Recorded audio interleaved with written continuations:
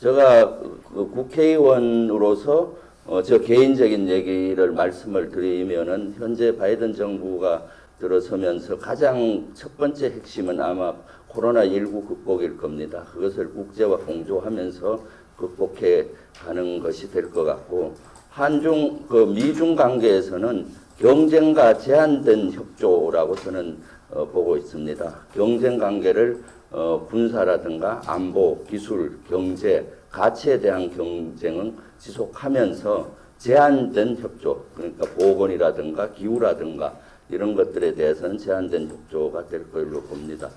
가장 중요한 것은 우리 남북 문제와 한미 동맹이겠죠. 남북 문제에 있어서는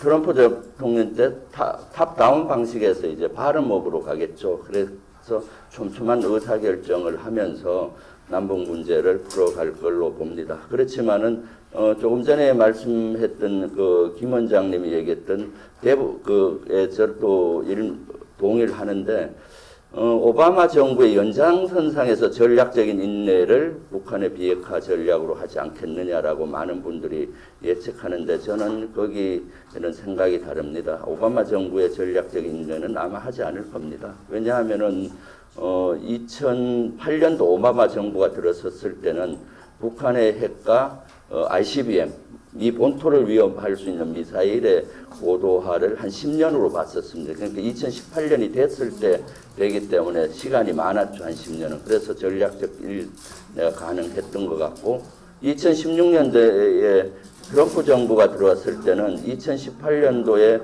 ICBM이 미국 본토를 닿을 수 있는 기술을 축적할 걸로 봤기 때문에 시간이 2년이 남았죠. 그래서 서둘러서 미국 정상회담도 했었죠. 그래서 지금은 이미 북한의 미사일이라든가 핵이 상당한 위협이 있기 때문에 그런 것들을 좀 더 가속화하지 않겠냐 하는 것이 제 개인적인 생각이고, 한다면은 사실은 이란형을 택할 확률이 많지 않겠느냐. 블링컨 국무장관 지명자도 이란에 관계된 핵 그런 것들을 했기 때문에 그렇게 보는 거죠. 그러면서도 북한에 대한 인권 문제를 제기를 할 걸로 보는데, 그런 것들은 북한을 비핵화하고 평화체제를 만들어가는 데는 시간이 좀 걸릴 걸로 봅니다. 한미동맹 분야는 좀 더 안정적으로 갈 것 같습니다. 한미동맹을 중시하고 다자협력을 이렇게 중시하기 때문에 한미동맹은 좀 더 안정적으로 가지만은 다자주의로 가는 것은 또 하나의 우리에게 도전 요인으로도 될 수가 있습니다. 왜냐하면은 미국은 인도 태평양 전략을 통해서 중국을 포위하고 견제하기 위한 전략을 또 하고 있고, 그런 다자 협력을 또 요구를 하겠죠. 그런 거에서 우리의 선택이 또 많은 고민을 할 수가 있죠. 그래서 지금 바이든 정부가 들어서면서 여러 가지 또 우리 안보 이슈들에 대해서도 풀어가는 데 있어서 많은 낙관들을 하는데, 저는 지나친 낙관은 하지 않습니다. 예를 들어서 방위비 분담금 이런 문제는 트럼프 정부처럼 5배 이상 얼토당토하게 요구하지는 않겠지만은 현재 협상선에서 지속적으로 인상 요구는 할 겁니다. 이것은 민주와 미국에서 공화당 모두가 지금 그런 것들을 원하고 있기 때문이죠. 그렇지만은 우리 국민의 눈높이에 합의를 할 수 있는 그런 이슈가 될 거라고 봅니다. 그 외에도 한미 간의 여러 가지 이슈들에 대해서는 실무 협상부터 이렇게 해서 좀 더 논리적이고 합리적이면서 예측 가능하게 가는 것이 오히려 한미 동맹을 안정적으로 갈 수 있지 않나 하는 생각을 합니다. 현재는 실제 코로나19하고 동북아 지역에서의 여러 지각 변동이 일어나고 있죠. 여기에 우리의 선택은 중요하다고 봅니다. 그래서 저희는 국회에서 한미 관계를 잘 풀어야 북한을 비핵화시키고 평화체제를 가기 때문에 먼저 1단계로 지난주에 한미동맹 지지 결의안을 냈습니다. 우리 민주당 인원들이 132명, 야당 의원 5명에서 137명이 한미동맹 지지 결의안을 발의를 했죠. 그리고 이런 것들을 첫 스텝이 되는 거고, 그 다음 이제 여러 가지 바이든 정부를 설득시켜가는 그러한 작업 그리고 또 우리가 좀 더 주도적으로 남북 문제라든가 동맹 문제를 걸고 가는 이런 노력이 필요하다고 봅니다. 예, 감사합니다. 예, 고맙습니다. 남기정 교수님 듣고 계시죠? 예, 남기정 교수님은 조금 있다가 지금 저희 국내 일각에 이제 이번 왕이부장 한 일본 방일, 그다음에 한국 이런 문제에서 일각에서 이제 도쿄 올림픽 그게 이제 하나의 계기가 되지 않겠느냐 이런 게 있어서요. 좀 이따 제가 질문을 드릴 테니까요. 스가 대각의 도쿄 올림픽에 대한 인식, 일본의 인식, 그다음에 이걸로 이제 베이징 동계 올림픽이 내년이니까요. 또 이게 2032년 우리 올림픽도 있기 때문에 추구하고 있기 때문에 그 가능성을 좀 준비할 때 답변 좀 해주십시오. 예, 그리고 지금 우리 김준영 교수님하고 우리 김웅 교수님한테는 이제 김준영 교수님한테는 그 플레이 바이 더 룰, 그 규칙 기반 이 사실 근데 이제 트럼프 대통령 때도 규칙 기반 국제 질서, 국제주의가 있었지 않습니까? 과연 이게 중국 쪽에서는 이게 새로운 기회로 생각하는 개념도 있는 것 같고 지금 말씀하신 것처럼 바이든 행정부는 그러면 미국이 이길 거다라는 판단을 하고 있는 것 같거든요. 그 질문을 좀 답변해 주시고요. 이제 이어서 이제 김웅 교수님은 아까 나왔던 그러면 지난 이제 10월 29일 날 했던 19기 오중전에서 중국은 아마 장기 전략을 이제 대비하는 것 같아요. 그래서 이제 국내 대순환, 쌍순환 전략, 그다음에 이런 중국 중심의 GVC가 아니라 RVC, 아시아의 그 실현 가능성 이걸 좀 준비해 주십시오. 그럼 우리 김준영 교수님 답변은 한 3분에서 한 5분 정도 해주시면 됩니다. 예. 네, 알겠습니다. 중요한 질문인데요. 기본적으로 back to normal이라는 게 이제 아까 말한 변곡시키겠다. 지금까지는 비정상으로 트럼프 대통령이 이끌었고 그렇다면 노말로 가는 그 노말은 미국이 과거에 전 세계의 규칙을 정하고 규칙을 준수하는 일종의 공공재를 공급한 그러니까 공공재를 공급하면서도 규칙을 만들면서도 그 규칙이 미국한테 유리한 그러려면 국제기구나 이런 것들을 통해서 정당화되고 거기에서 힘을 받아가지고 미국이 계속적인 패권을 유지해간다. 이게 민주당과 공화당의 차이고 민주당입니다. 그래서 민주당의 가장 우리가 소위 말하는 전형적인 그런 국제기 다자주의를 통한 리더십의 발휘. 그래서 마가라고 얘기했던 Make America Great Again이라고 했던 트럼프와는 달리 America must lead again. 미국이 다시 이끌어야 된다는 거하고 이렇게 대척점에 두게 된 이유이기도 합니다. 그런데 아까 말씀드린 것처럼 중국은 예를 들자면 트럼프 대통령이 굉장히 즉흥적이거나 그 다음에 양자적으로 그냥 미중 사이에서 미국이 마음에 들지 않는 미국이 손해나는 부분을 집중적으로 때렸고 관세 전쟁을 했고 그 다음에 화웨이에 대해서도 그런 제재 조치를 한다든지 이런 방식으로 했는데 바이든 행정부가 들어서면 이런 것들을 국제기구에 내놓고 이 부분을 룰북에 소위 말하는 규칙북에서 지금까지 중국이 그걸 지키지 않고 반칙행, 해킹을 한다든지 지적재산권을 도둑질했다든지 이런 방식으로 했다는 것을 이제 얘기를 하고 여기에 대해서 확실하게 감시를 하고 이런 부분에 대해서 플레이 바이 더 룰을 하겠다는 것이고 거기에 마찬가지로 민주주의 문제나 인권 문제 같은 것들에서도 중국에 대한 약점을 지적하겠다 이렇게 얘기하는 겁니다. 그러니까 이렇게 하려면 시간이 좀 필요하죠. 그래서 이것을 중국은 약간의 숨을 고르는 시간으로 삼을 수 있는 여지가 좀 있고요.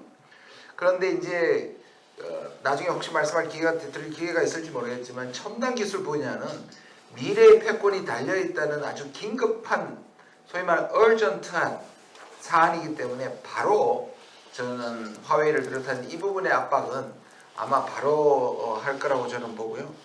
그런데 아까 말씀드린 그럴 만한 방향은 정해져 있는데 그렇게 하겠다는 방향은 정해져 있는데 두 가지 문제점이 있습니다. 하나는 미국이 옛날에 그런 힘을 갖고 있느냐의 문제입니다. 이번에 보여준 이것들은 사실상 미국의 힘의 소위 말하는 축소의 반영이기도 하기 때문에 트럼프 대통령의 정치적 아젠다지만 그것은 미국이 가지고 있는 힘의 축소에 대한 압도적인 힘의 축소에 대한 현실의 반영이기 때문에 이거를 되돌릴 수 있냐는 힘의 문제. 두 번째는 신뢰의 문제입니다. 트럼프 대통령이 있을 때 어떤 말이 유행했냐면 허리케인 트럼프라는 말이 되게 유행했습니다. 우리 태풍의 뒤에 이름을 붙이죠. 그래서 트럼프라는 태풍이 지나고 온 다음에 미국 땅에 남겨진 게 뭐가 남을까? 이것이 진보와 보수 쪽에서 다 문제를 제기했습니다. 보수 쪽에서는 미국이 힘이 약해지고 중국이 추격을 하는데 그러려면 동맹을 잘 대하고 동맹을 자산으로 아까 잘치처럼 공화당 쪽에서도 동맹을 자산으로 생각하고 이 힘을 받아야 되는데 이게 동맹을 이렇게 취급하면 나중에 미국이 진짜 힘이 약해졌을 때 동맹이 돕겠느냐 하는 문제였고 제기했고요. 그 다음에 민주당을 비롯한 진보 쪽에서는 뭐라고 얘기했느냐면 미국이 모든 국제협약이나 기구를 무력화시키고 파리 기후협약에서 탈퇴하고 자기가 필요하다고 FTA 막 바꾸고 이렇게 되는 것을 다음에 다른 대통령이 등장해서 그걸 한다고 했을 때 지금 바이든이 그 약속을 했을 때 과연 다른 나라들이 거기에 올인하면서 미국을 도울 것이냐 또 미국이 정권이 교체하면 언제든지 현실적처럼 벌일 수 있다는 이 신뢰 극복의 문제가 미국한테 상당한 도전이 저는 되고 있다고 생각하고요. 저는 한 가지만 더 말씀드리겠습니다.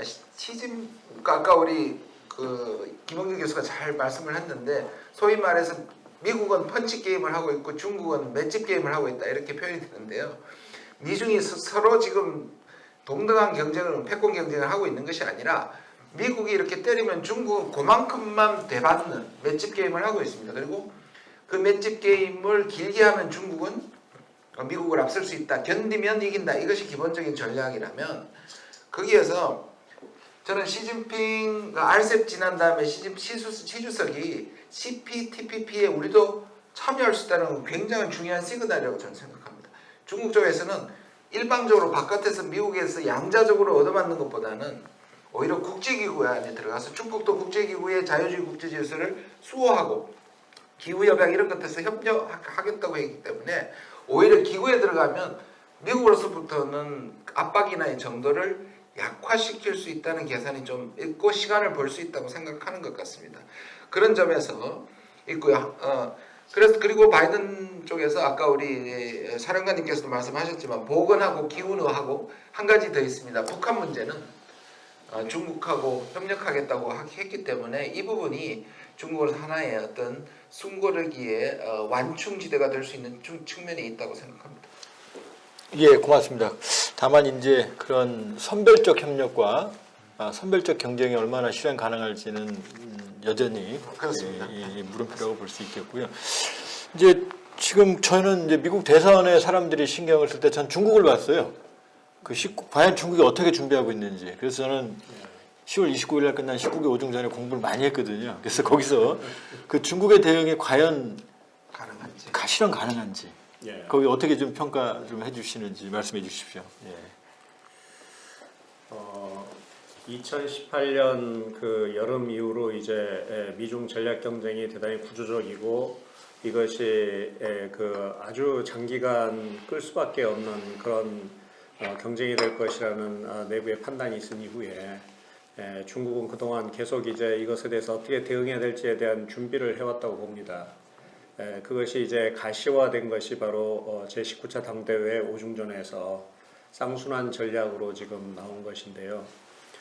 한 가지 중요한 것은 이제 지금 우리가 이미 21세기 들어서 세계화가 이렇게 깊이 추진된 상황에서 트럼프가 그 얘기한 것처럼 완전히 전 세계를 미국과 중국의 어떤 그 영역으로 이렇게 다 단절하는 탈동조하는 그런 세계는 불가능합니다. 왜 그러냐면 트럼프가 그렇게 난리를 치는 상황에서도 중국에 투자한 그 미국 기업들의 80% 이상이 절대 나올 생각이 없다라고 이렇게 답을 했거든요. 그리고 오히려 애플이라든가 테슬라 같은 기업들은 오히려 투자를 강화하고 있고요. 그리고 트럼프 시기에도 이미 그 미국의 수많은 금융 그 집단들이 중국에 엄청나게 투자를 강화하고 있습니다. 오히려. 그래서 오히려 중국의 수출량이라든가 중국의 그 외환 보유고라든가 늘어나고 있어요. 그리고 이번 그 미국 대선에서 그 동부 벨트의 그 기업 집단들, 그 다음에 서부 벨트의 기업 집단들이 각각 성격은 다르지만 다 바이든을 지지했거든요. 이거는 대단히 중요한 의미를 지닙니다. 결국은 미국의 기업과 미국의 이 경제를 운영하는 주체들이 이 세계를 어떻게 바라보고 있느냐. 그거는 이제 중국과 완전히 단절한 그런 세계를 가지고는 우리가 살 수 없다는 것을 사실은 얘기를 하고 미국 새로운 대통령한테 그걸 요구를 한 거거든요. 그렇지만 이제 이미 미중 전략 경쟁이라는 새로운 환경 속에서 결정적으로 어떤 게임 체인저가 될 만한 전략적 기업들이라든가 전략적 기술들에 대해서는 서로 디커플링, 즉 탈동조화를 하려고 할 겁니다. 그래서 상당히 협력과 이 교류가 오가는 가운데서 아주 전략적인 부분에 있어서 탈동조화 그리고 경쟁 이것이 동시에 얽히는 그런 세계가 진행될 거고요. 중국 같은 경우는 이제 자신들이 여러 가지 네트워크라든가 그 다음에 외교, 군사력에서 미국의 열세인 것을 잘 알고 있습니다. 그래서 중국식의 방식은 거기에 정면으로 도전하는 것이 아니고 우리 김준영 원장께서 잘 말씀해 주신 것처럼 자신의 방식으로 그 게임을 해나가려고 합니다. 그러다 보니까 이제 중국은 굳이 이제는 미국하고 뭐 하려고 그렇게 다 갈등하면서 자꾸 이렇게 싸우면서 이 세계를 세계에 이렇게 나가려고 하느냐 그런 생각이 없는 거죠. 지금 중국 전체 무역에서 미국이 차지할 비중 그렇게 높지는 않습니다. 그리고 점점 줄어들고 있어요. 사실 아마 20% 미만일 겁니다. 그렇게 되면 중국은 자신의 어떤 시장이 이미 14억이고 그 동남아, 그 다음에 주변 그 연선 국가들 합치면 20억 이상의 시장이 이미 형성돼 있어요. 그 자체 안에서 완결된 시장을 만들 수도 있고요. 그래서 이제 쌍순환이라는 게 나온 게 일단은 우리가 할 수 있는 거 중국 왜냐하면 모든 제조업을 다 가지고 있기 때문에 미국은 그걸 할 수가 없어요. 그런데 그걸 가지고 우리끼리 살자 해서 그런데 이제 중국이 그렇게 나가기 위해서 딱 필요한 게 있습니다. 그게 이제 소위 말해서 이 새로운 제4차 산업의 쌀이라고 할 수 있는 우리 메모리 반도체.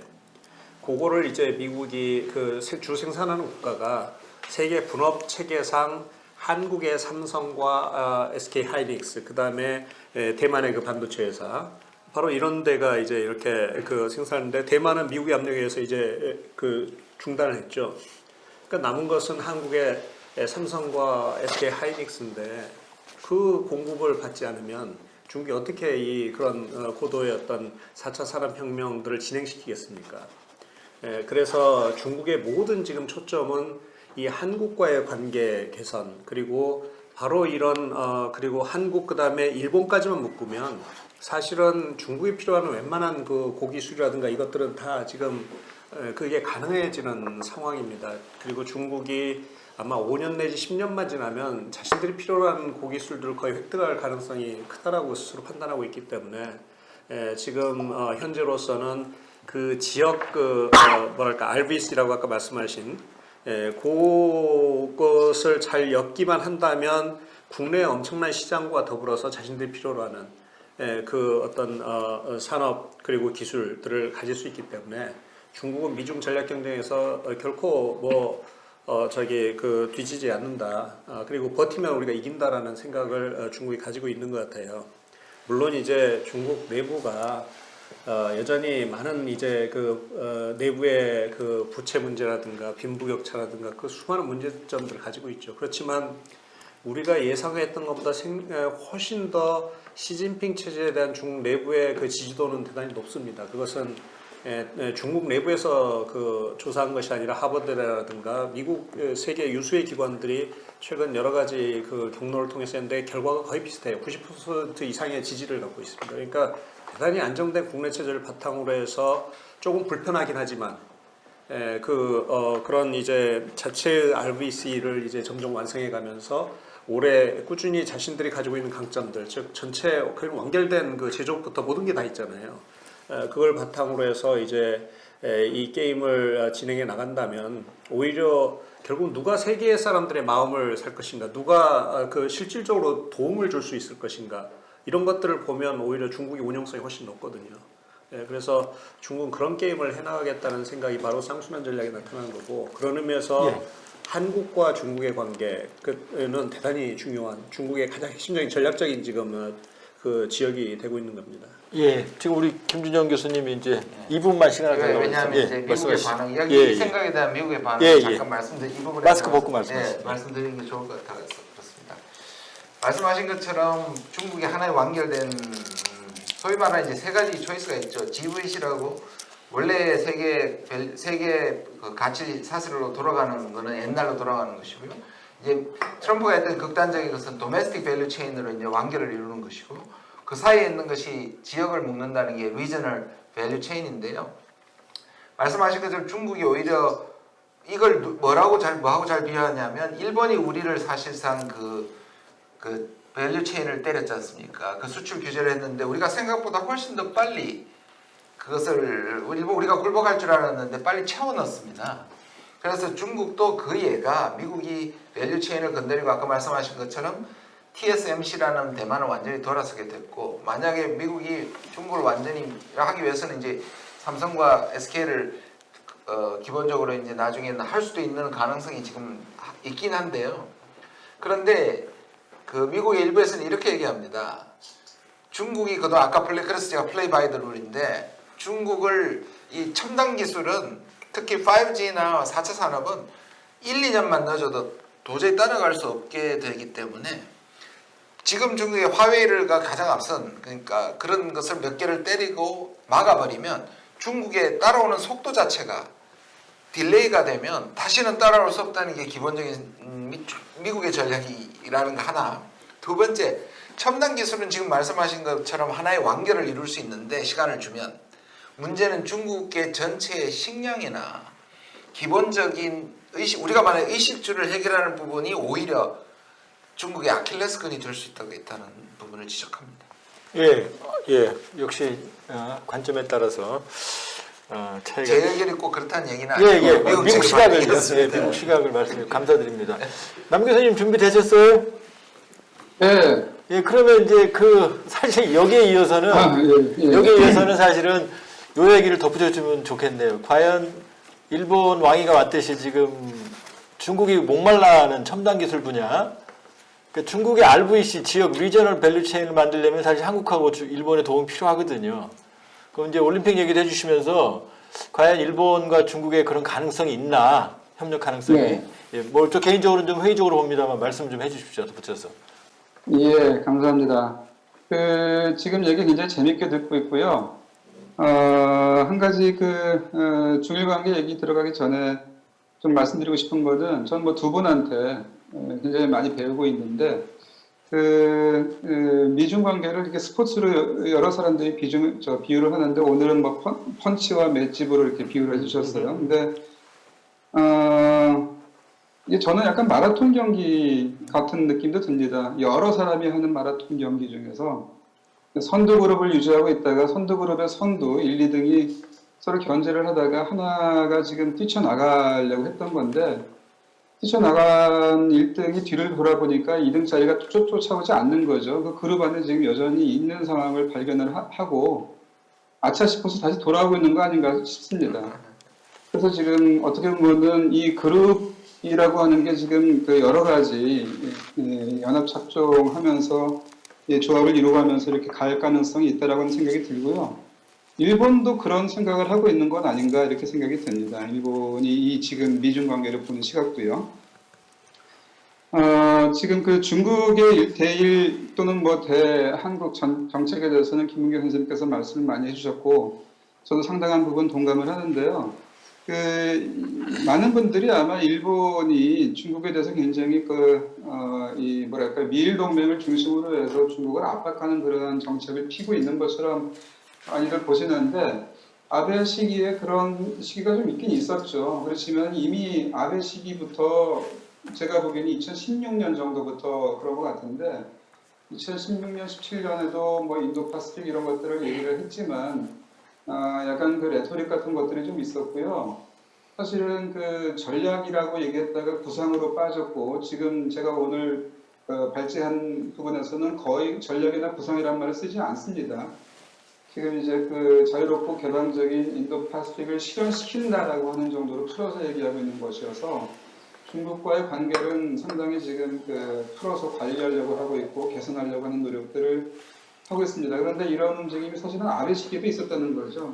올해 코로나 때문에 그 일정이 좀 깨졌고 일본이 코로나 관리를 처음에 못했던 이유도 바로 그런 건데 4월 달에 시진핑이 일본을 방문을 하고 그걸로 일단 띄워서 그 도쿄 올림픽을 성공리에 개최한다라고 하는 것이 일본의 구상이었습니다.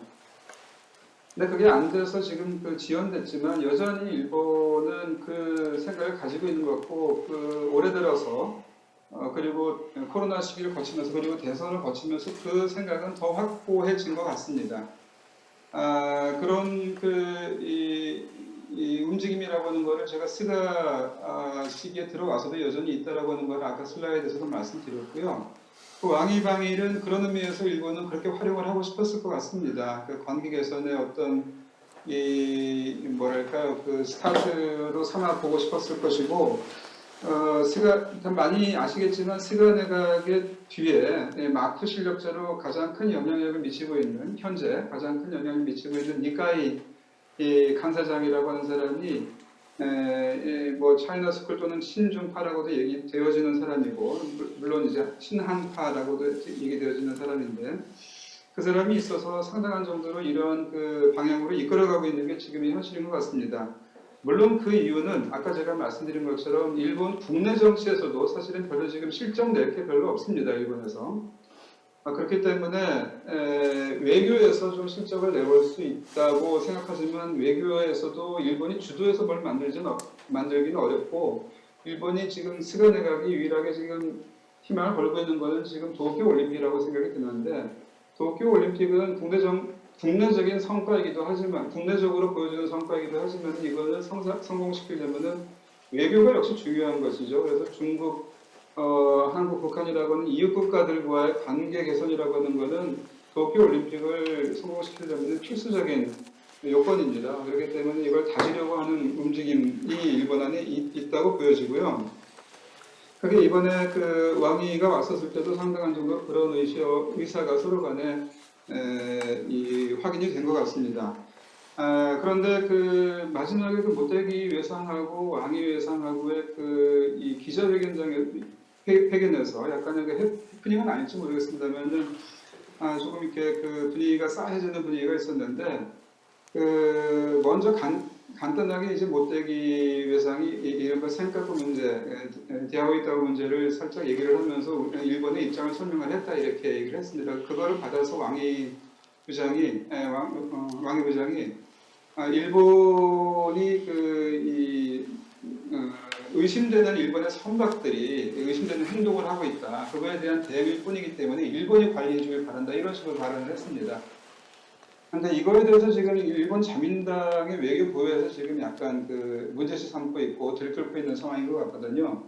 근데 여기에는 지금 이 일본의 스가 내각에서 중일 관계를 개선시키고 싶은 이러한 의도가 있음에도 불구하고 약간 지금 내부적으로 문제가 있다고 보여지는 부분이 있는 게 자민당 안에서 지금 친대만파, 중국에 대한 강경파의 목소리가 지금 상당히 크다.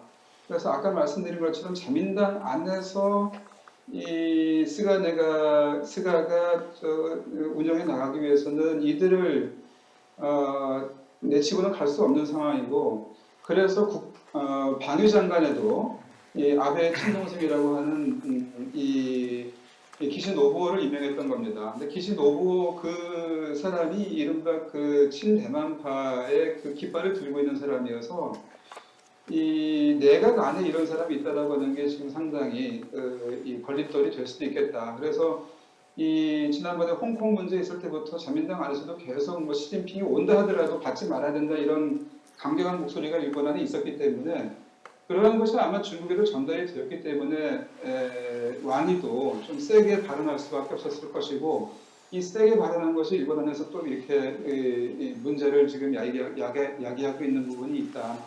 그래서 그 일본의 그 장기 부상이나 지금 본질적으로 지금 하고 싶은 거는 중일 관계 개선 쪽이지만 내부에 이런 사정을 안고 있어서 이게 어떻게 갈지 모르겠다라고 하는 게 좀 단기적으로는 좀 유보를 해둬야 할 부분인 것 같습니다. 올림픽 얘기 나왔습니다만은 중국도 그 다음 올림픽이기 때문에 그것도 불과 1년 후기 때문에 일본이 끝난 다음에 1년 후기 때문에 역시 중국 쪽에서도 지금 이 팬데믹 상태에서 성공시키려면은 이 동아시아의 협력이라고 하는 것은 상당히 필요한 것이고 그런 노력을 할 거라고 봅니다. 그리고 난 다음에 이제 또 주목할 거는 아시안 게임이 또 있죠. 바로 2022년에 항저우 아시안 게임이 있고 2026년에 나고야가 있습니다.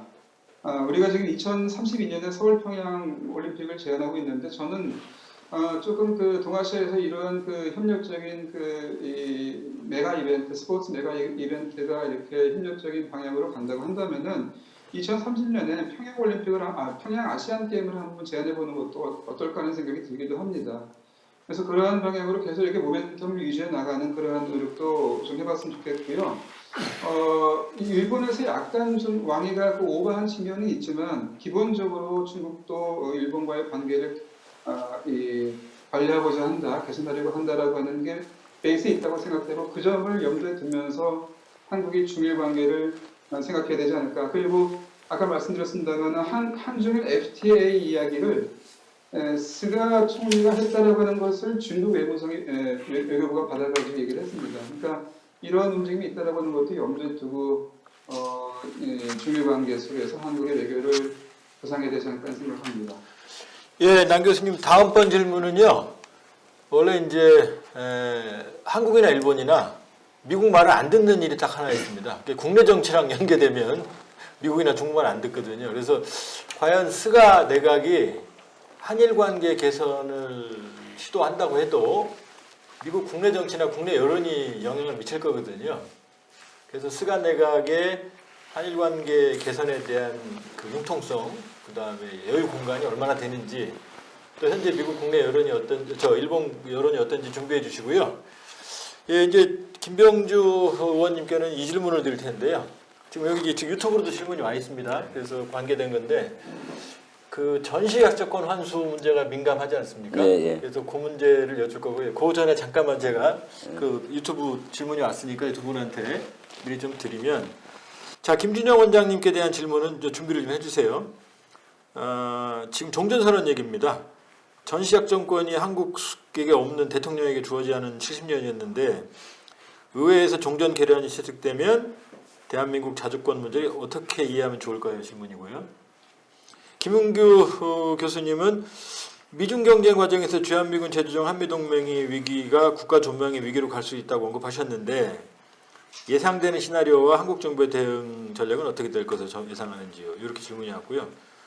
또 이제 두 분께 또 다른 질문이 김준영, 김은규 두 분께, 자, 중국 바이든이 이란 핵 협상에서 유럽 연합의 역할을 중국에게 기대하는 건 아닌가?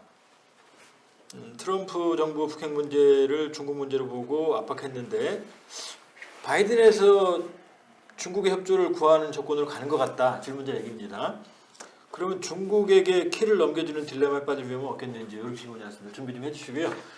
우리 의원님은 전시약자권 환수 이 상황에서 의미와 전망 이런 걸 좀 말씀 좀 해주십시오. 조금 전에 그 전시작전권 얘기 전에 김홍주 박사님이 말씀하신 것 중에 주한미군 철수 가능성이 높다라고 얘기했는데 저는 생각을 보면 조금 견해를 다르게 합니다. 바이든 정부가 들어서면은 주한미군 주둔에 대한 안정성은 높아진다고 봅니다. 트럼프 대통령은 방위비 협상과 또한 연계시켜서 주한미군 철수 가능성이 높았었는데 주한미군 철수의 유지에 대해서는 현재 한국 정부와 긴밀히 협의하에 할 것이고 또 주한미군에 대해서는 현재 중국을 견제해야 되고 또 북한의 핵과 미사일이 고도화된 상황에서는 바이든 정부에서는 계속 안정적으로 유지할 거라고 저는 개인적으로 생각을 합니다. 전작권 전환의 문제는 트럼프 정부나 바이든 정부나 같은 맥을 가지고 할 거라고 봅니다. 바이든 정부가 들어선다고 전작권 전환을 빨리 한다든가 하지는 않을 거라고 봅니다. 왜냐하면은 오바마 정부 시절에 이제 지금 현재 하고 있는 전작권 전환인 조건에 기초한 전작권 전환을 합의를 했습니다. 그러니까 전작권이 전환이 되려면은 세 가지 조건이 갖춰지면 하겠다라는 거죠. 첫째는 우리 한국군의 군사 능력을 향상시켜서 연합작전을 주도할 수 있는 능력, 그 다음 두 번째는 북한의 핵미사일을 대응할 수 있는 한미의 대응 능력을 갖추는 것, 세 번째는 한반도의 안보 상황이 좋아져야 된다. 이 세 가지 조건이 되게 되면은 하겠다 해서 한미가 오바마 정부 때 우리 정부와 합의를 해서 지금 하고 있고, 작년에 이제 최초 전작권 전환을 위한 평가를 했었고요.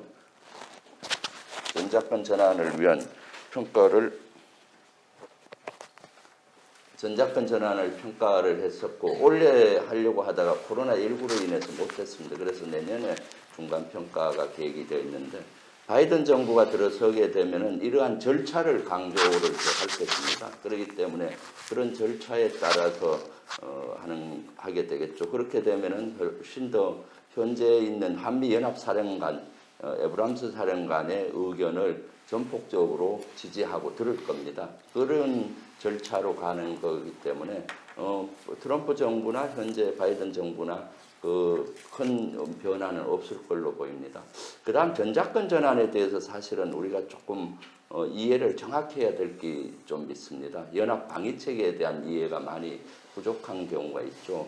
현재 전작권 전환은 마치 미국이 모든 것을 우리 군을 다 지휘하는 걸로 이렇게 생각하시는 분이 많은데, 현재 시스템은 연합 방위 체계는 한미가 공동으로 지휘하는 체계를 가지고 있습니다. 그러니까 6.25 전쟁 때는 사실 전작권을 미국에게 줬을 때 미군 사령관이 모든 한국군까지 지휘를 했었고요.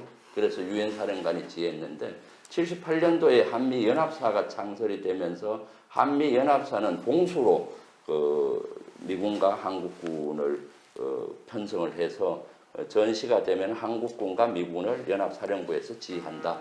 그래서 계급도 동일하게 하고 숫자로 동일하게 합니다. 그래서 연합사령관은 미군 사령관, 부사령관은 한국군 사성장군에 의해서 공동지휘 개념으로 되어 있어서 한 60대 40, 사령관이 한 60%, 부사령관이 한 40%, 또는 55대 45 정도로 공동지휘하는 구조로 되어 있죠. 그럼 전작권이 전환이 되면 이제 한국군 사성장군이 연합사령관이 되고 미군 사성장군이 부사령관이 돼서 그때도 공동지휘를 하는데 한국군 사성장군이 주도를 하게 되는 겁니다. 그러니까 한 60%, 그 다음 미군 사령관은 한 40% 이렇게 주도하는 그런 개념이죠. 그 다음 또 하나는 전작권 전환되면 우려를 하시는 분이 많습니다. 한국군 사성장군이 지휘하면은 미군이 제대로 지원하지 못할 것이다. 그래서 안보에 많은 불안을 하고 공백이 생기지 않겠느냐라는 우려가 하는데, 그것은 문재인 정부에 와서는 해결을 했습니다. 왜냐하면 예전에 이명박 박근혜 정부 때 전작권 전환은 연합사를 아예 해체하고 한국군과 최초에는 미군을 따로 하고 연락반을 설치하는 구조로 갔다가, 그렇게 하면은 미군이 전시에 지원을 잘 안 될 것이다 해서 거기에 미니 사령부를 만들기도 했었는데, 문재인 정부에 들어와서는 그렇게 할 필요가 뭐 있느냐. 한미연합사가 40년 동안 세계에서 이렇게 연합구조를 잘 돼 있는 데가 없는데 그걸 그대로 유지하고 사령관과 부사령관을 국적을 바꾸어서 하면 좋지 않겠느냐로 합의가 됐죠. 그래서 그런 연합구조로 가게 돼 있는 것에 대해서 좀 이해를 하실 필요가 있고요. 그 다음에 이제 94년도에 우리가 평시작전권을 한국군에 이미 이양이 돼서 평시의 작전은 한국 합참의장이 작전권을 가지고 다 이렇게 지휘를 하게 돼 있죠. 전시에도 이제 공동지휘인데 연합 공동지휘 중에 한국군을 다 지휘하는 건 아닙니다. 저기 경기도와 강원도에 있는 주력 부대들을 한미연합사가 지휘하고, 그 이남에 있는 이작사령부라든가 서울을 지키는 수방사령부는 한국군 합참의장이 그대로 지휘하는 거죠. 그래서 이런 전작권 전환은 사실 안보에 전환이 되더라도 안보에는 공백이 없어야 되는 것이죠. 그렇기 때문에 이런 조건을 갖추기 위해서 우리 문재인 정부도 노력을 하고 있고, 또 수시로 이렇게 평가를 해가면서 그 조건을 갖추려고 노력하고 있습니다. 그래서 이것은 바이든 정부가 들어서더라도 현 진도대로 나가는데, 아마 제가 개인적으로 생각할 때는 두 가지 큰 변수가 이것을 빨리 할 수도 있고 늦게 할 수도 있는데, 하나는 한반도 안보 상황이죠. 북한의 비핵화가 가시적인 어떤 성과가 나면은 좀 빨라질 수가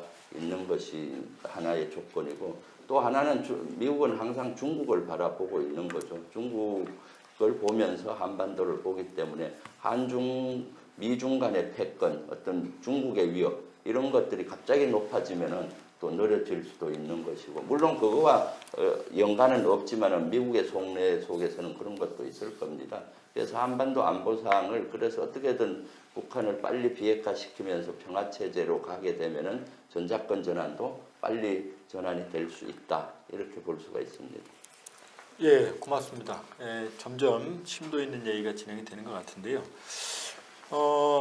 이제 원래 여기 사전 예약이 한 660분 되셨었고요. 한 500분 정도가 동시 접속을 했었다고 그럽니다. 현재 제가 받은 거로는 한 430분이 시청 중을 하는데요. 이 정도면 뭐 요즘 같은 분위기에 상당히 열정적으로 참여해 주시고 계십니다. 상당히 여러모로 감사드립니다. 그리고 김병주 의원님은 다음번 질문을 이제 저는 한미동맹이 원래 탄생이 북한과의 대립 과정이었고 공간은 한반도 공간이거든요. 근데 노무현 정부 때부터 이라크 파병이라든지 지금은 소말리아 또 호르무즈 청해부대까지 지금 한반도의 범위를 넘어서는 협력이 진행되고 있거든요. 그래서 거기에 대해서 그 말씀을 좀 이게 과연 바람직한 건지 아닌지, 아니면 이게 의미가 있는 건지, 또 어떤 방향이 진행되는지 그 부분을 좀 준비해 주시고요. 우리 이제 남 교수님한테 드린 질문과 지금 제가 우리 두 분 선생님한테 드린 질문이 끝나면요, 시간이 얼마 될지 모르겠지만 혹시 시간이 되면 바이든이 지금 취임 첫 해에 오바마는 해관보 정상회의를 했거든요. 트럼프는 뭐 피하 구별 없이 다 만날 수 있는 분이었고, 근데 바이든 당선자는 지금 글로벌 서밋 포 데모크라시라는, 전 그걸 이제 기고문에서 가치 기반 국제주의 이렇게 표현했거든요. 과연 글로벌 서밋 포 데모크라시가 중국이나 또 한미 관계나 아시아나 이런 부분에, 뭐 남선생님도 그 부분에 좀 생각해 주시고요. 그 질문을 드리면 아마 시간이 얼마나 남을지 있을지 모르겠습니다. 거기까지 좀 준비해 주시죠. 자, 그럼 먼저 우리 김준영 원장님. 아까 두 가지 질문이었죠. 예, 아까 묶어서 한 5분 내지 뭐 조금 더 쓰도 괜찮습니다. 예, 알겠습니다. 제가 정확하게 이해했는지 모르겠는데요. 혹시 미진하면 다시 제 질문해 주시기를 바랍니다. 아마 아까 제가 미국의 종전선언 결의안을 하게 되면 우리가 일방적으로 미국에서 그렇게 결의안을 내서 종전선언이 돼버리면 우리의 전작권이나 그 이후에 우리 상황이 어떻게 되느냐의 문제인데요.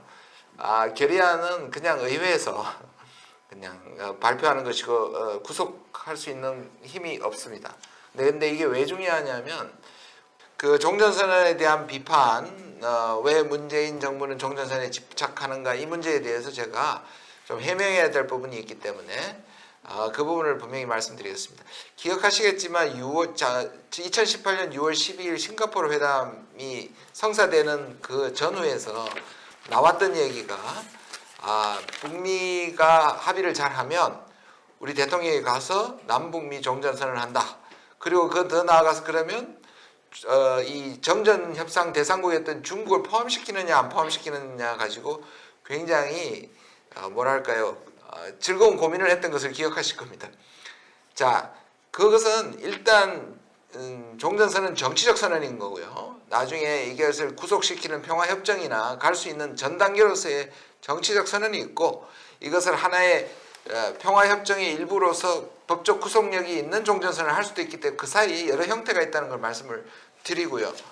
그래서 북한한테 그때 이제, 그리고 또 한 가지는 실제로 6월 12일 싱가포르 회담의 이면 합의 중에 하나가 한미 군사훈련 적어도 비핵화 회담하는 동안에는 중단한다는 약속을 해줬고요. 또 하나 약속해 줬는데 안 알려진 것이 종전선언입니다. 그러니까 트럼프 대통령이 북한에 대해서 종전선언을 약속했습니다.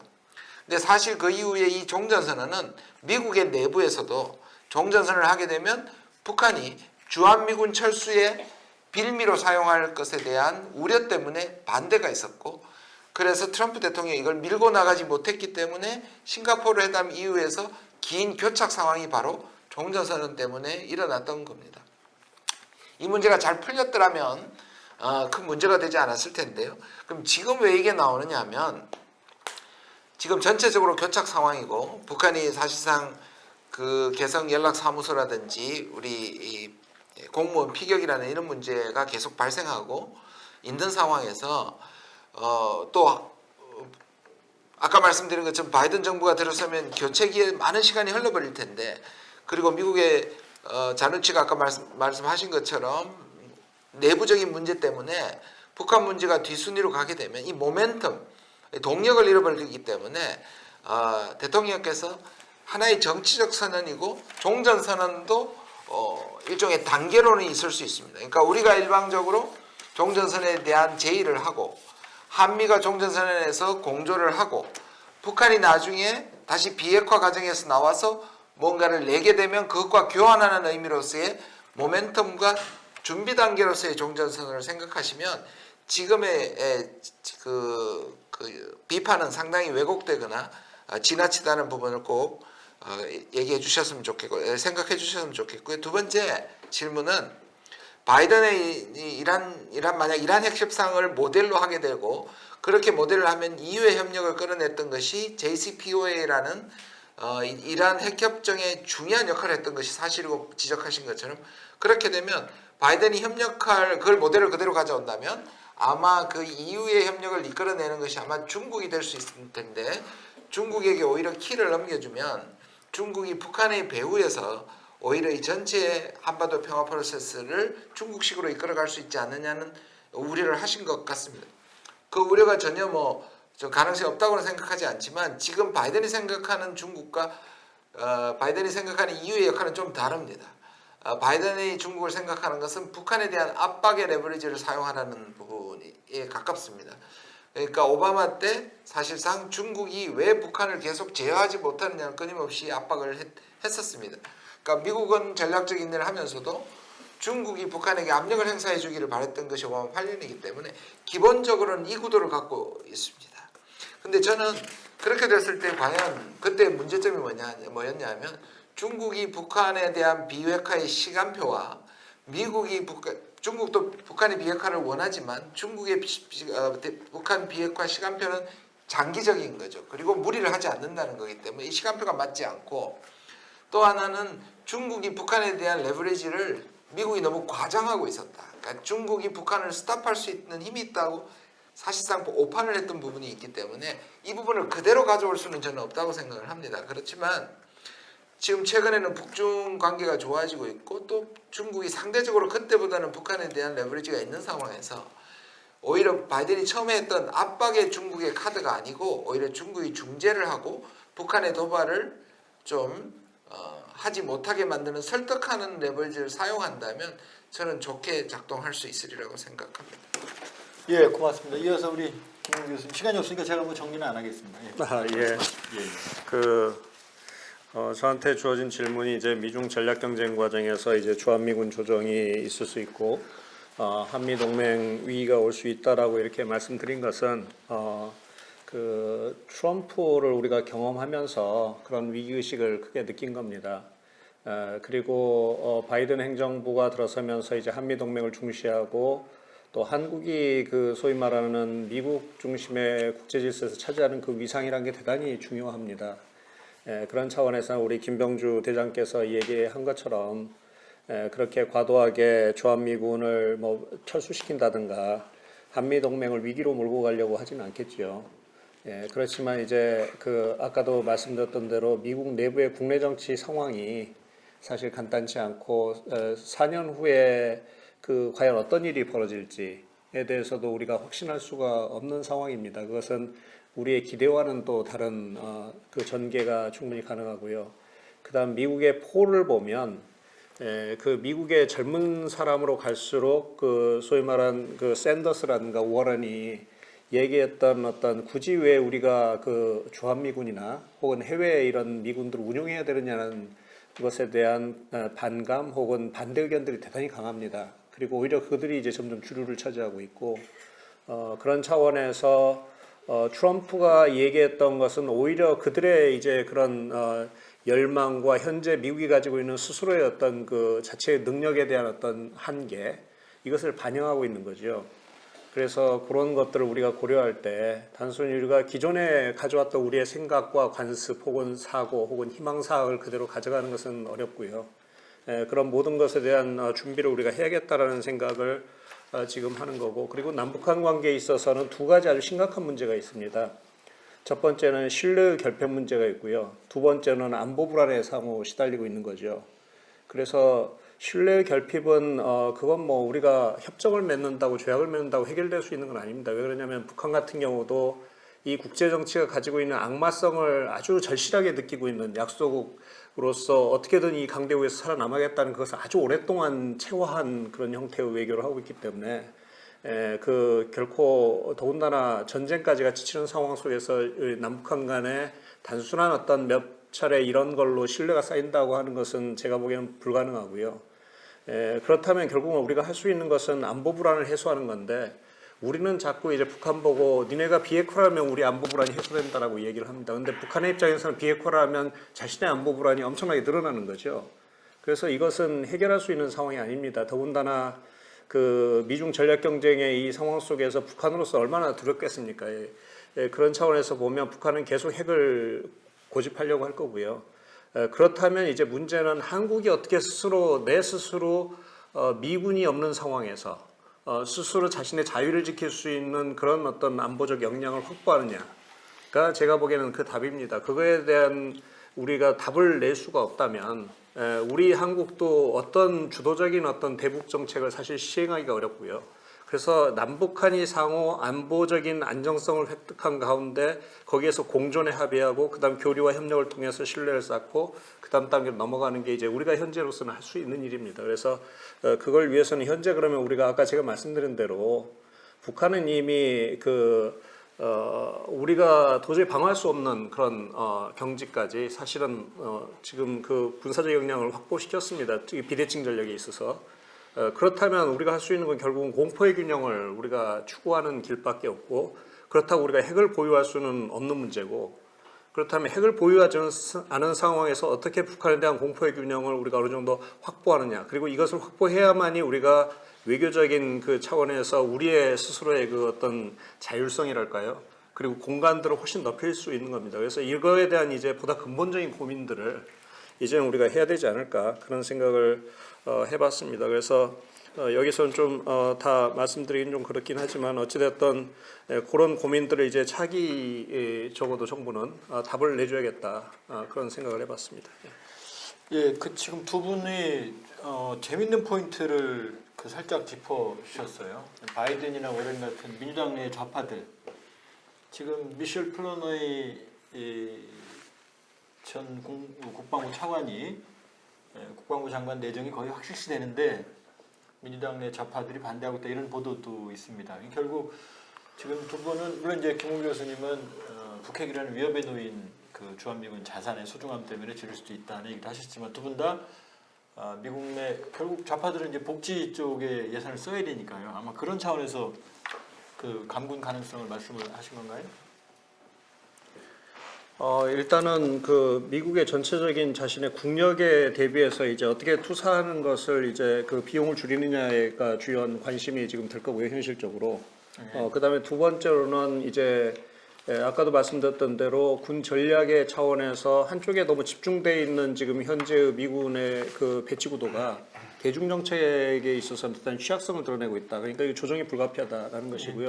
세 번째로는 북한의 공격이 이렇게 취약해진 그 상황 속에서 그걸 그대로 둔다는 건 도저히 있을 수 없다, 이런 문제를 알겠습니다. 한 1분만 더 말씀을 드리면, 제가 이제 아까 저는 기본적으로 사령관 대장님의 말씀에 제가 기본적으로 동의합니다. 안정적으로 갈 것이고 철수 얘기는 참고로 말씀드리면 실제로 지난 수개월 동안에 트럼프의 후반기에 주한미군 철수에 대한 아주 심각한 논의가 미국 정부 내부에 있었습니다. 그러니까 트럼프의 정부의 결론이 뭐냐? 주한미군 철수는 아니다라는 것이 주독 미군 철수처럼 안 하겠다고 결정이 됐기 때문에 이것이 특히 바이든에 넘어가서 그게 뒤집어질 가능성은 거의 없는데, 조금 중기적으로 생각하는 것은 저는 지금 말씀드린 것 두 가지 문제입니다. 하나는 아까 말씀드린 내부의 급진파의 문제 제기. 말씀하신 것처럼 그걸 안 들어줄 가능성이 있고, 안 들어주게 되면 당내 분열이 심화될 가능성이 있고요. 두 번째는 지금 말씀드린 내부의 리얼리스트들이 말하는 것과 결론은 비슷한데요. 저렇게 지상군을 평택이나 휴전선에 모아놓는 것이 미국으로는 너무 그 트립와이어라는 그 인계철선이 너무 취약하니까 다 빼거나 감축시키고 해공군으로 가야 된다는 것이 또 강력하게 제기되었는데 결론적으로 두 가지가 감축이나 재조정 문제가 전혀 반대쪽에 있는 이념형을 가진 사람들의 결론이 같아지는 부분이 있는데 아직까지는 소수의 목소리지만 이게 부각될 수 있다는 측면입니다. 이 질문은 우리 저기 의원님하고 연결을 좀 시켜야 되겠네요. 오히려 사실은 주한미군 한미협력이 지금 한반도 공간을 넘어선 지금 확장되고 있거든요. 네. 그래서 그 부분을 좀 평가를 좀 해주시죠, 전망과 함께. 예. 그 바이든 정부에서도 그랬고 그 바이든도 그런 얘기를 했죠. 그런 한반도는 동북아에서의 어떤 린치핀이다. 예. 핵심축이라는 인도 것이죠. 태평양에서 그랬죠. 인도 태평양 전략 속에서 보면 한반도는 물론 미국의 전략이 결국은 이 동아시아에서는 인도 태평양 전략이기 때문에 린치핀이다. 일본은 코너스톤 초석이다 예. 얘기했죠. 그걸 이해하면은 주한미군 철수를 할지 말지가 판단이 쉽죠. 그 린치핀 핵심축이라고 한 것은 우리가 북한을 염두에 두고 핵 미사일하고 북한의 위협에 대해서 핵심 거축을 의미하고 그 다음에 이제 그 이면에는 또 중국도 있겠죠. 그 다음 코너스톤 일본을 초석이라고 한 것은 인도 태평양 지역에서 중국 호위 전략으로 봤을 때 초석, 집을 짓는 초석 전체 다자 방위 체계에서 일본이 초석이 된다. 그 의미가 됩니다. 그래서 저는 오히려 주한미군 철수보다도 바이든 정부로 가면 갈수록 해공군이나 미군들 이런 전력들은 더 정강을 아마 원할 겁니다. 한반도에서. 예, 그렇죠. 한반도든 일본이든 이 동아시아권에서 특히 육군 정강은 좀 어렵고요. 해공군의 정강은 쉽잖아요. 그래서 해공군의 정강을 더 추구할 걸로 저는 봅니다. 전략상. 그 다음에 우리가 그래서 우리는 사실은 한미 동맹은 한반도에 집중을 하고 인도 태평양 전략 속에서 한반도 우리 전력이 자꾸 들어오게 요구를 할 겁니다. 앞으로도 그렇게 되면은 또 중국하고 갈등도 있고 하니까 우리 한미 동맹은 한반도에 집중을 하고 인도 태평양 전략으로서는 이제 간접적인 걸 협조하는 거죠. 초국가적인 위협 또는 초국가적인 위협이라고 해서 비전통적인 위협 있죠. 재해라든가 재난, 테러 또는 뭐 여러 가지 재난 구조 이런 것들은 협력할 수가 있거든요. 협력 작전도 할 수가 있는 거고. 그 다음에 우리 문재인 정부에서 하고 있는 신남방 정책과 일부 겹치는 면이 있습니다. 그런 국가들에 대한 군사적인 어떤 수출이라든가 지원 이런 걸 통해서 간접적인 지원을 통해서 하되 아주 거기에 참가하는 좀 조심스러운 면이 있는 것이죠. 인도태평양 전략적. 그래서 한미동맹은 집중을 해야 된다는 거죠. 한반도에. 그렇게 했을 때 우리가 좀 더 중국하고 갈등을 최소화하면서 우리 안보를 지켜가고 경제도 지켜갈 수 있는 그런 면이고요. 그 다음에 우리 한미동맹이란 거는 원래 자체가 동맹은 어떤 외부의 침략이 있을 때 같이 싸운다는 겁니다. 같이군이. 그래서 한미 상호 방위 조약을 기초로 이렇게 되고 한미 상호 방위 조약 속에서는 보면은 태평양 지역에서 제3국이 침략을 했을 때 같이 대응한다. 이런 식으로 돼 있는 거죠. 그렇게 되기 때문에 그런 것들을 잘 염두에 두고 한미의 연합 체계를 이렇게 바이든 정부에서도 강화해 가는 그런 노력들이 필요하죠. 예, 고맙습니다. 남 교수님 준비되셨죠? 예. 그 아까 말씀드린 그것도 중요하지만 요 흐름에서는 그 미일 동맹 또 이런 얘기도 좀 같이 섞여서 해주십시오. 네, 뭐 지금 얘기 좀 이어서 조금만 말씀드리자면요. 그 바이든의 동아시아 정책, 동북아 정책이 뭐 동맹 다자주의로 간다고 한다면은 당연히 한미일 간의 삼각 안보 협력이라고 하는 것이 부활된다고 해야 될까요? 강화하는 방향으로 나가는 거는 미국에서 봐가지고는 당연히 그런 방향으로 나올 거라는 생각이 듭니다. 근데 그게 이제 그 과거와 같은 냉전 시기에 그런 안보 동맹으로 또는 준동맹으로 가지 않도록 하게 하는 게 굉장히 중요할 텐데요. 저는 여기서 조금 지혜를 발휘해 주기를 바라는 게 미국을 빼고 한일 간에 조금 더 군사적인 신뢰관계를 회복하는 노력을 좀 해야 되는 게 아닐까라는 생각이 좀 저는 듭니다.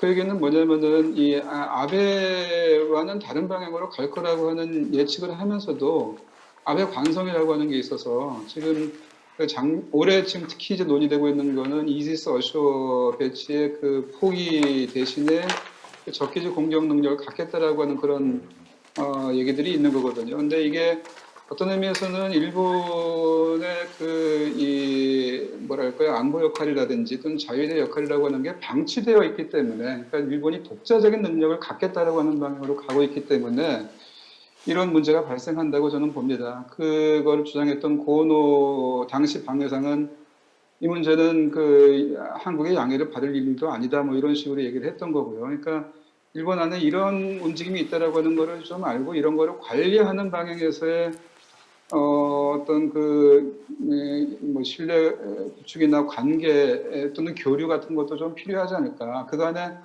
사실은 너무 뭐랄까요, 방치됐다고 할까요? 그런 것들이 있었기 때문에 그런 노력도 해야 되겠습니다. 근데 그게 이제 한미일이라고 하는 속으로 이렇게 뭐랄까요, 확 끌어들여지 않게 하는 그런 그 고민 같은 거는 좀 필요할 거라는 생각이 들고요. 그 원래 주신 저 문제로 돌아가서 그러면 한일 관계인데 우리 대일 외교는 제가 보기에는 이 문재인 정부가 원래 추구했던, 원래 하려고 했던 그렸던 한일 관계라고 하는 거를 이제야 좀 실천할 수 있는 공간, 여유가 생겼다. 저는 이렇게 봅니다. 사실은 이 바이든의 그 구호 중에 하나가 리턴 투 노멀스인데, 뭐 정상으로 돌아간다고 하는 건데, 스가가 일본 안에서 사실은 하려고 하는 게 정상으로의 복귀라고 하는 생각이 듭니다. 그 뭐냐면 아베 시기에 굉장히 좀 급격하게 변한 부분이 있어서 특히 외교와 관련해서도 이 전통적으로 일본의 외교는 외무성이 상당한 정도로 뭐랄까요, 그림을 크게 그려서 거기에서 뭐 수상관제를 설득을 하고 뭐 이런 방향으로 나갔었는데 아베 시기에 들어가지고 상당히 수상관제가 힘을 발휘하면서 외무성을 찍어 누르는 방식으로 외교를 했던 점들이 있었거든요.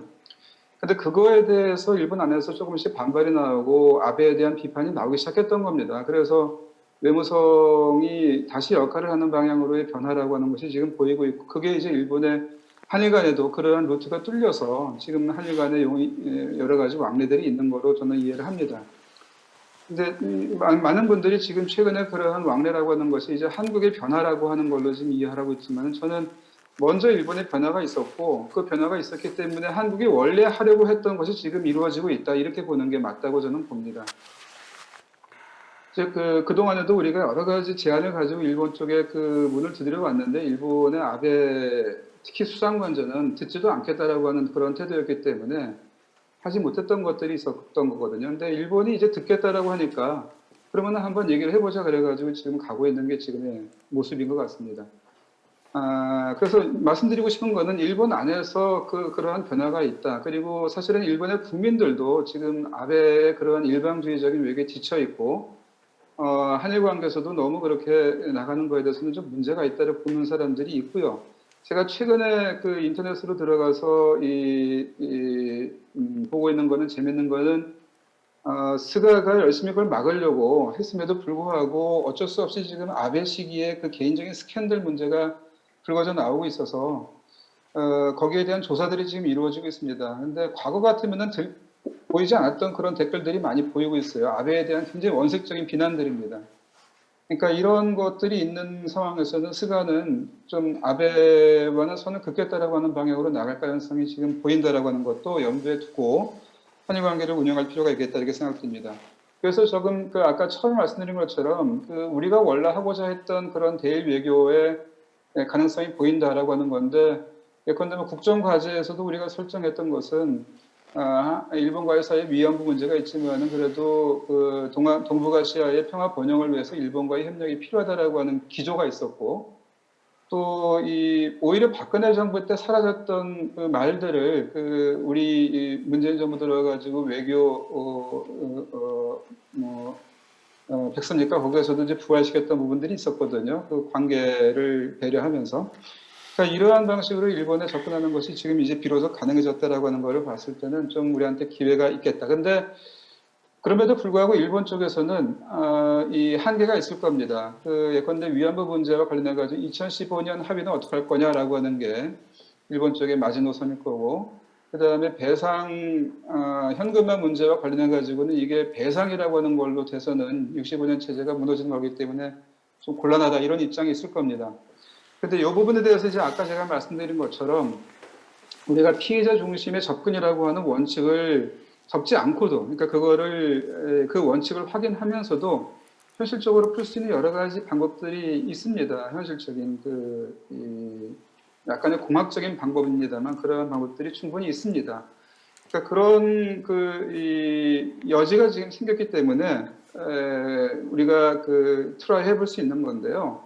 문제는 뭐냐면은 이제 지금 원칙과 원칙이 한국에 지금 한 일이 부딪혀 있기 때문에 여기서 지금 전혀 해법이 나오지 않는 건데 우리가 좀 형식을 취하고 일본이 내용을 취하는 방식으로 이렇게 하는 게 가능하지 않을까. 그런 의미에서는 우리가 약간 내용에 대해서는 양보할 그런 생각도 좀 해야 된다라고 하는 겁니다. 우리가 형식을 취한다라고 하는 것은 아까 말씀드린 그 피해자 중심의 접근이라고 하는 형식을 우리가 취하는 거죠. 배상이 아니라도 취할 수 있는 방법이 있습니다. 또 사법적인 처리 속에서 화해로 가고 일본의 기업이 사과를 하면서 거기에 대한 어떤 그 행동을 하는 것, 이러한 방법들이 있을 수 있었고 일본이 해왔던 방식입니다. 그러니까 그런 것들을 요구를 하는 건데요. 그게 좀 우리 국민도 원하고 있다라고 하는 걸 아까 제가 말씀드렸습니다. 이번에 EAI에서 나온 조사를 보게 되면은 그러니까 우리 입장에서 강제 집행이 이루어져야 된다라고 하는 이 해법을 주장한 사람이 작년에 58% 있었던 것이 36%로 줄었습니다. 한 3분의 2 정도로 줄었습니다. 그 대신에 이 기금이나 이런 방식으로 해서 금전적인 지원을 한국 정부나 민간이 하는 그러한 정치적 결단이 필요하다. 이런 해법이 늘었습니다. 그러니까 우리 국민도 현실적인 해법을 좀 찾아봐 달라고 하는 것이 이 점에서 보이는 거거든요. 그리고 누차 말씀드립니다만은 피해자 접근의 피해자 중심 접근이라고 하는 것은 피해자가 요구하는 거를 그대로 받으라라고 하는 게 아닙니다. 그러니까 그거를 이해하면은 얼마든지 그 현실적인 가능성이 있다 이렇게 말씀을 드리고 싶고요. 제가 지금 혹시 대답하지 못한 게 뭐가 있었나요? 예, 저 나중에 마무리 말씀 시간 드릴게요. 그쪽으로 마이크 넘기겠습니다. 예, 마무리 말씀 섞어서요. 우리 김병주 의원님은 아무래도 한미동맹의 미래에 대해서 말씀해 주실 것 같고, 두 분 우리 남 선생님하고 우리 세 분은 과연 바이든의 가치 기반 국제주의 시대에 미국 한미 관계 또 중국 일본 얘기를 마무리 말씀을 좀 하나 해주시죠. 먼저 우리 김 원장님. 네, 알겠습니다. 이 부분에 대해서 좀 모르시는 분들이 있을 것 같아서 글로벌 서밋 for 데모크래시라고 하는 거는 공약집 가운데 내부적으로 이제 제시가 됐고요. 가능하면 굉장히 의혹이 있는 건데요. 의혹이 아니라 의혹입니다. 네, 의혹이 있는 게 뭐냐면 100일 내에 가능하면 100일 내에 이걸 하겠다는 얘기인데요. 이게 나온 것은 이제 가치 기반을 통해서 여기에는 중국도 포함되고 이제 민주주의가 그러니까 트럼프 대통령 때는 선거로 대통령이 당선됐지만 국회를 의회를 사실상 바이패스하고 패싱하면서 행정명령 등을 해서 미국 내부의 스트롱맨의 현상을 트럼프가 가지고 있었죠. 그것은 이제 트럼프의 유산도 없애면서 동시에 중국도 견제하고 미국의 과거의 소프트 파워라는 민주주의에 입각한 이것을 내세워서 미국의 지도력을 회복하겠다. 이게 이제 본심이고요. 내용을 보면 반부패, 그 다음에 권위주의에 대해서 같이 싸운다. 세 번째가 인권입니다. 그러니까 이 세 문제인데 이게 장단점이 있습니다. 왜냐하면 실패한 사례가 있습니다. 이게 일종의 도덕주의, 그 다음에 이상주의적으로서 카트 때 실패했습니다. 다시 말해서 이게 미국이 과연 전 세계의 도덕을 이끌어서 지도력을 회복할 수 있냐. 이게 민주당의 약점이고 아킬레스건 중에 하나이고요. 두 번째는 이게 사용했던 게 부시 대통령이었습니다. 의외로.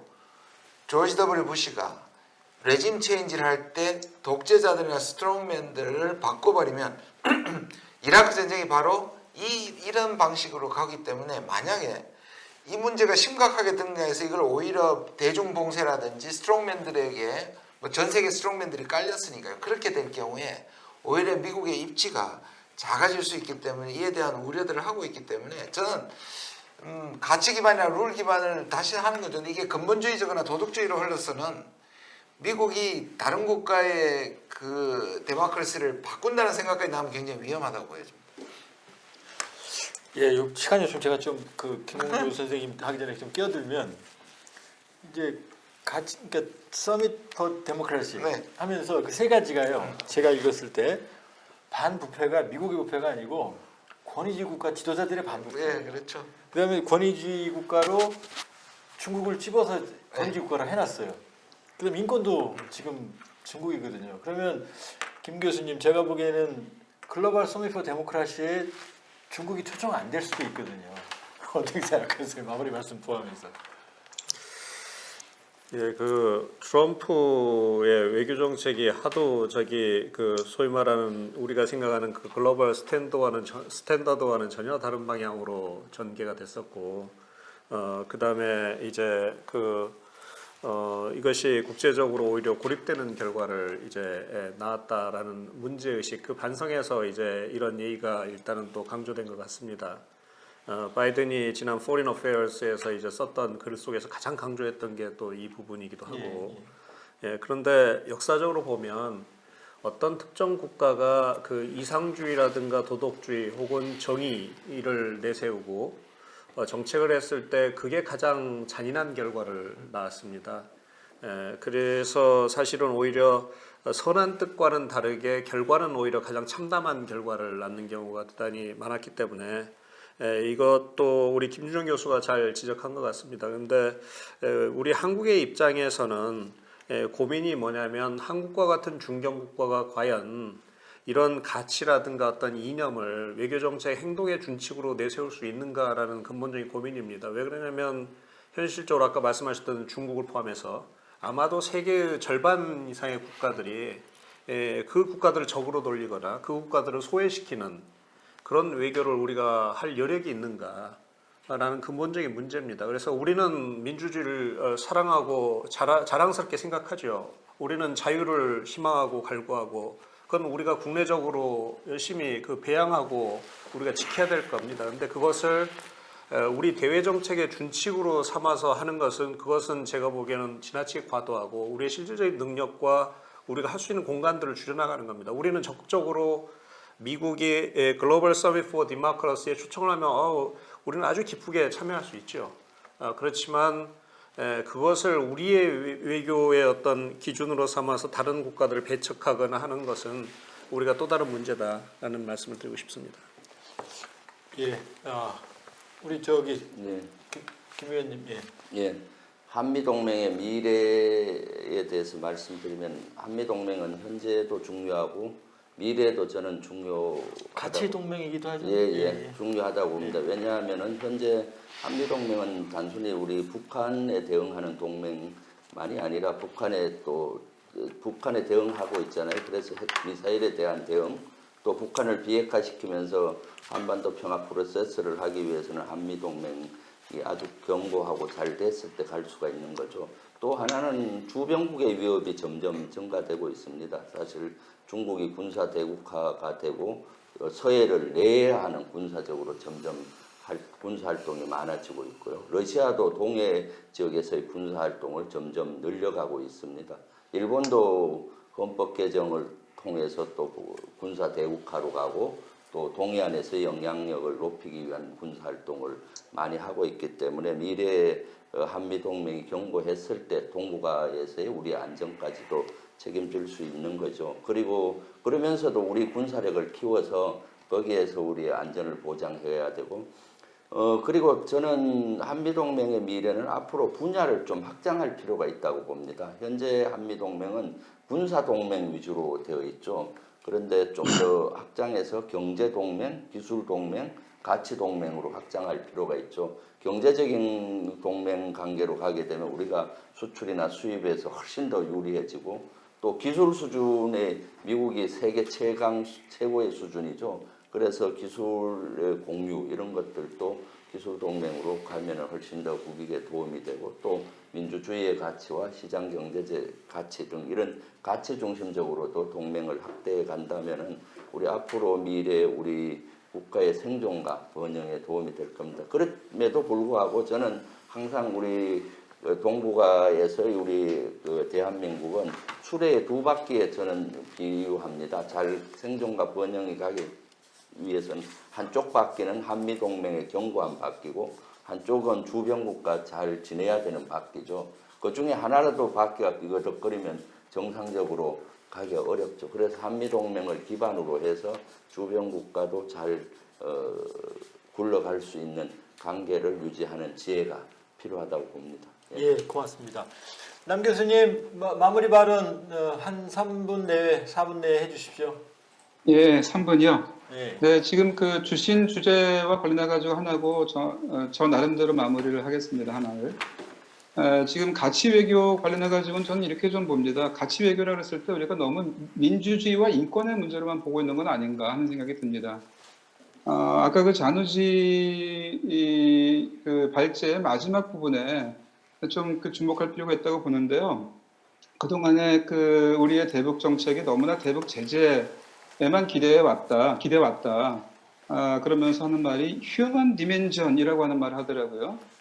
그러니까 물론 그 대북 제재에서 휴먼 디멘전으로 다 이렇게 옮아가는 건 아니겠지만 그 휴먼 디멘전도 중시할 필요가 있다라고 하는 얘기를 했던 것 같습니다. 그때 이 휴먼 디멘전은 의미가 뭘까라고 하는 생각이 좀 듭니다. 그래서 가치 외교라고 하는 게 예컨대 무슨 한미 동맹이라고 하는 게 북에 대한 어느 민주화의 압박이라든지 뭐 이런 걸로 가는 게 아니라 북의 인권 문제나 이런 게 가는 게 아니라 북에 대한 인도 지원이라고 하는 거를 미국과 함께 그런 그 가치를 공유할 수 있는 가능성도 있는 것이 아닌가. 그래서 가치 외교가 만일에 이런 거라고 한다면은 뭐 환영이다 이렇게 하는 생각되는 부분도 있습니다.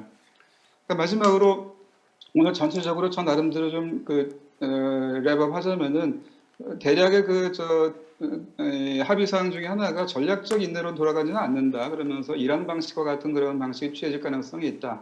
그건 아까 잔우지도 그런 얘기를 했는데요. 반드시 인게이지먼트가 필요하다는 얘기를 했었고요.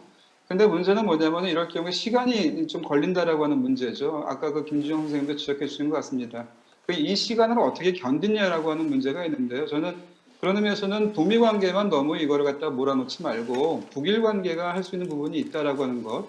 그래서 한일, 남북, 북일 관계라고 하는 이 새로운 트라이앵글을 좀 만들어가는 노력. 전통적인 제가 늘 하는 지론입니다만은 그러한 노력을 해야 되겠고 그 가능성이 좀 열리고 있다. 아까 제가 한일 관계에서도 말씀드렸습니다만 그런 가능성이 열리고 있다라고 하는 것을 마무리 발언으로 하겠습니다. 이상입니다. 예, 고맙습니다.